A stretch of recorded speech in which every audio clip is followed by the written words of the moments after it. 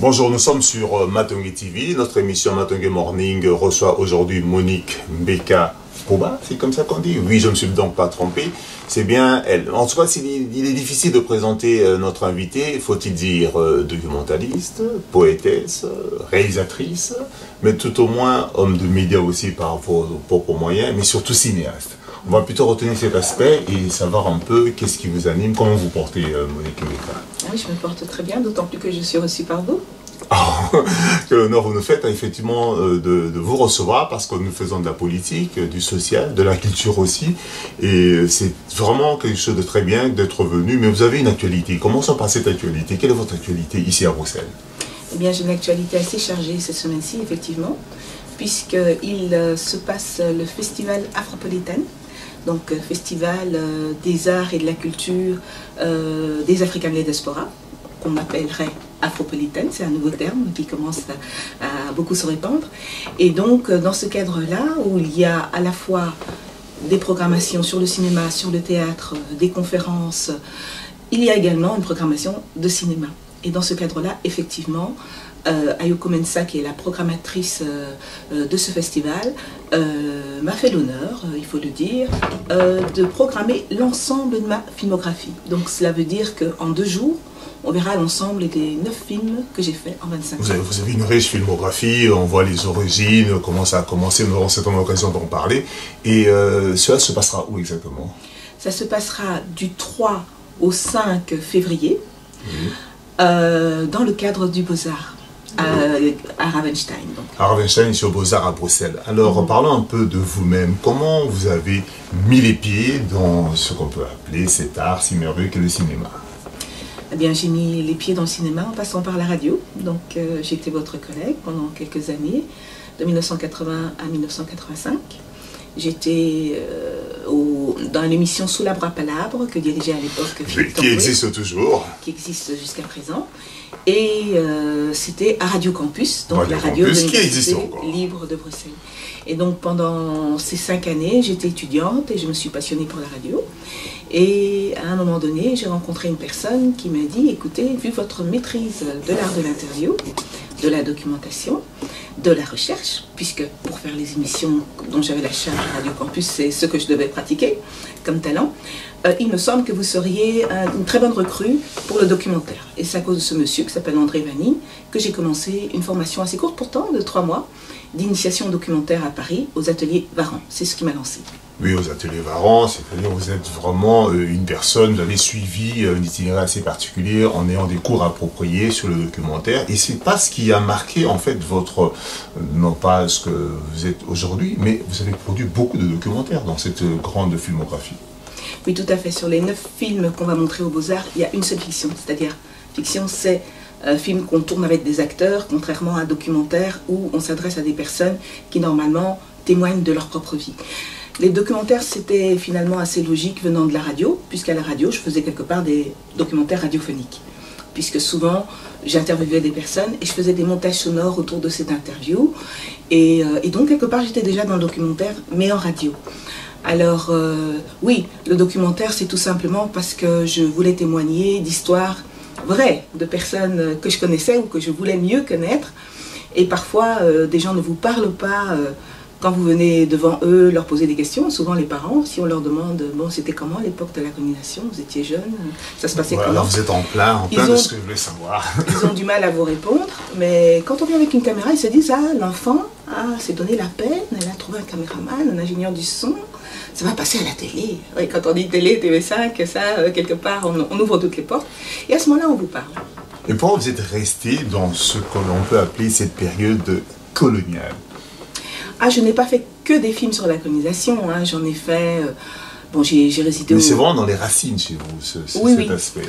Mais pour les films qui témoignent, enfin, qui parlent du Congo, puisqu'il y en a quelques-uns qui parlent du MENA, où j'ai vécu 13 ans, pour ceux qui parlent du Congo, on va dire qu'il y a 3 films sur les 9 qui sont sur la période coloniale. Et le premier film, qui d'ailleurs, je pense, repose sur un sujet qui m'a donné envie de faire le cinéma. Si j'avais pas eu ce sujet-là dans mon cœur, je pense pas que je me serais lancée. C'est de comprendre pourquoi j'avais un grand-père qui, quand j'avais 10 ans, était encore à l'université. Le père de ma maman a fini ses études de médecin quand j'avais 11 ans. Et je croyais que c'était normal. Mais un jour, je me suis réveillée, à 18 ans, je me suis dit, mais j'ai une famille spéciale. J'ai un grand-père qui a fait des études pendant que j'étais encore, pendant que je suis déjà née. C'est incroyable. Et donc, j'ai commencé à poser des questions, et puis on me répondait, puis on me dit, mais écoute, tout ça, c'est des histoires, tu sais, époque de la colonisation, tu n'as pas besoin de savoir. Je dis, mais si, j'ai besoin de savoir. Et c'est à ce moment-là que j'ai compris que mon grand-père était en fait un assistant médical. Et à l'époque coloniale, les assistants médicaux étaient les gens les plus formés de la société des assistants, congolaise. Des assistants, il y en avait beaucoup à l'époque. Il y en avait beaucoup. Et mon grand-père était sans doute celui de la deuxième promotion. Donc au niveau historique, c'était le doyen de tous ces assistants médicaux que vous connaissez, vous. Eux-mêmes le reconnaissent. Papa Bernard était leur doyen, un homme infiniment respecté. Et donc ce monsieur, au moment où il y a eu l'indépendance et après l'indépendance, les troubles que l'on connaît, tous les médecins officiels, on va dire, sont partis. Il ne restait plus que les assistants médicaux, mais ils n'étaient pas officiellement médecins. Donc il s'est fait une sorte d'accord avec l'OMS, comme quoi il faisait une équivalence de 3 ans en Europe, c'est-à-dire en Belgique ou en France et en Suisse. Et au bout de 3 ans, ils revenaient, ils avaient le titre officiel de médecin. Mais mon grand-père, qui était le doyen, qui avait déjà beaucoup d'enfants, puisqu'il a eu 12 enfants, mon grand-père, il s'est dit, mais je ne vais pas laisser le pays qui n'a déjà très peu de médecins, puisque les médecins blancs sont partis, occidentaux sont partis, le peu d'assistants médicaux, ils sont presque tous partis aussi, il faut quand même que des gens restent pour soigner. Il s'est sacrifié. Mais quand ces petits, puisque je vous ai dit qu'il était le doyen, quand ces petits sont revenus avec le titre de médecin, il s'est dit, mais quand même, j'aimerais bien. Et il a dit, est-ce que je peux faire l'équivalence? On a dit, non, non, non, c'était des circonstances exceptionnelles. Vous voulez être médecin? Vous recommencez depuis le début. Il tenait absolument à avoir son titre de médecin. Voilà, il a repris des études à 54 ans. C'est pour ça que, voilà, quand j'avais 11 ans, on a fêté son diplôme. Et c'était un grand jour pour la famille. À l'université, il n'y a pas d'âge. Hein, oui, mais essayez de trouver quelqu'un qui fait des études de médecine à cet âge-là. C'est rare en effet, mais lorsque j'entreprenais mes études de droit, cela remonte à quelques années, on avait quelqu'un qui avait 58 ans qui commençait sa première année de droit. Ce sont des patients, parce qu'il tenait absolument à devenir avocat, il a repris ses études de droit. Et bon, ça c'est un chapitre que nous allons clore, mais vous êtes vous-même issu d'une famille qui était là, qui connaît les indépendances, de par cette souche familiale, et vous avez produit donc des documentaires. Il y a cette histoire de Sœur, le titre, Sœur Oyo, qui parle de ce pensionnat de Mbanza Boma, où j'ai lu, j'ai cherché, ça m'a passionné, et en tout cas je vais indiquer à nos téléspectateurs de bien suivre cela, ça vous replonge dans ces histoires, dans cette histoire du Congo de cette époque-là, des années 40, 50, avec ce qui était la scolarité dans des brousses pratiquement, où ces enfants qui devaient suivre tout ça, et ça vous a passionné. Oui, mais le pensionnat de Mbanza Boma, il faut savoir que c'est une institution on en a absolument entendu parler. Incroyable. J'ai jamais vu, mais j'en ai entendu parler. Elle existe toujours, hein, cela dit. Mais à l'époque, c'était la seule école du secondaire pour filles congolaises. Oui, effectivement. Et donc, même pas seulement pour le Congo, mais aussi pour le Rwanda et le Burundi.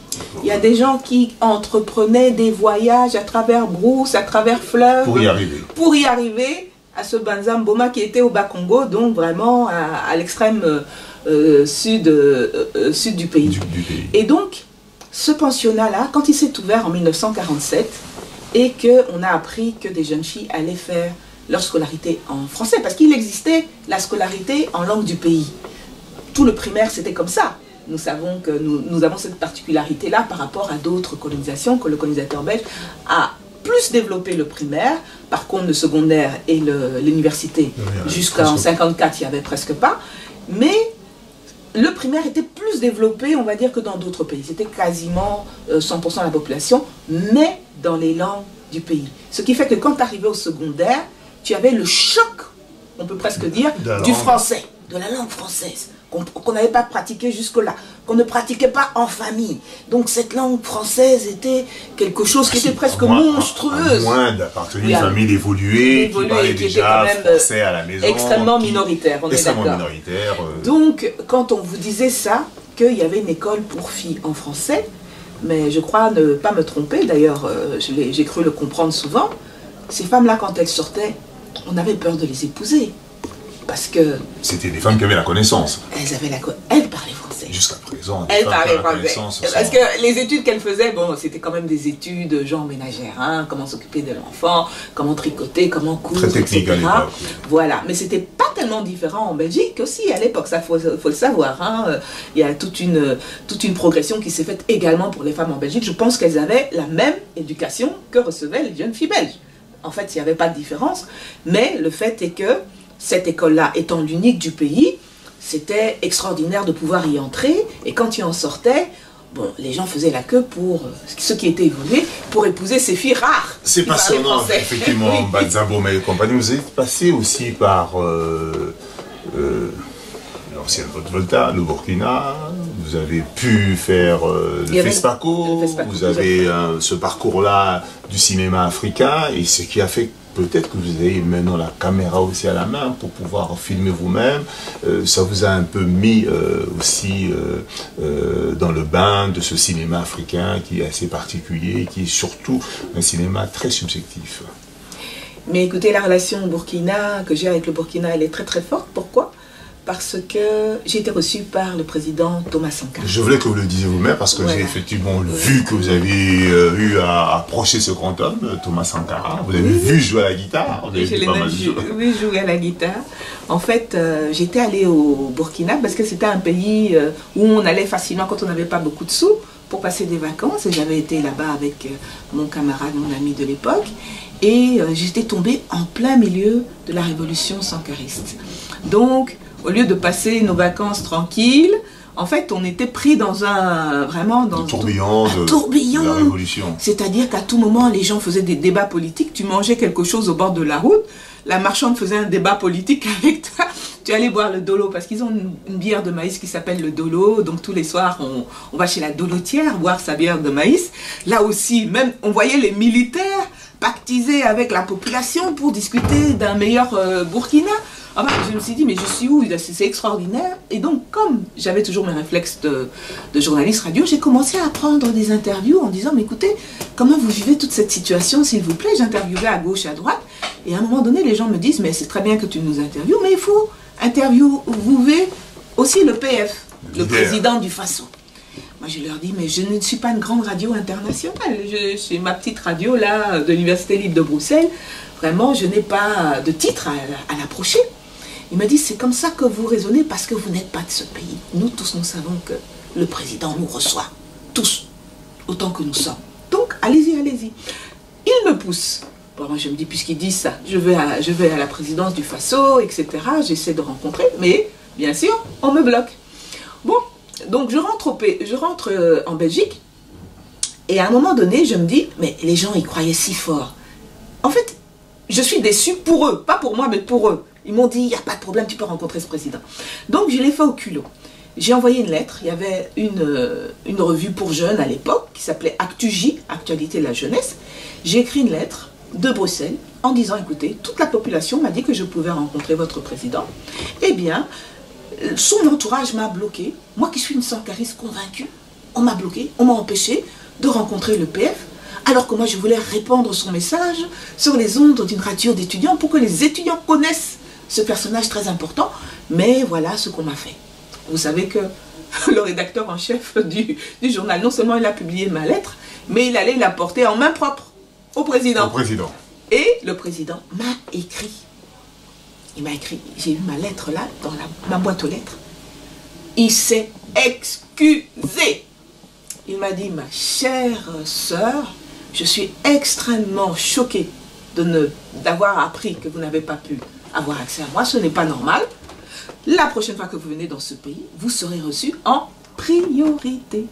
C'est ce qui a été fait. Et c'est ce qui a été fait, je l'ai rencontré. Ouais, c'est très passionnant ce que vous avez vécu. Je tenais absolument à parler de cet aspect-là du Burkina. Vous avez fait Montréal, vous avez quand même un parcours assez, non pas atypique, mais très riche.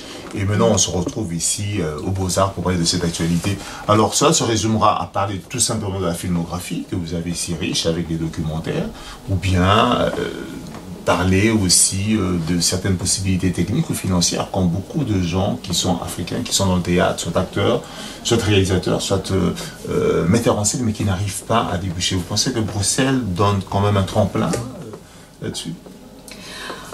Pour ce qui est de se procurer des financements, c'est une longue guerre. En peu de mots, que pourriez-vous dire?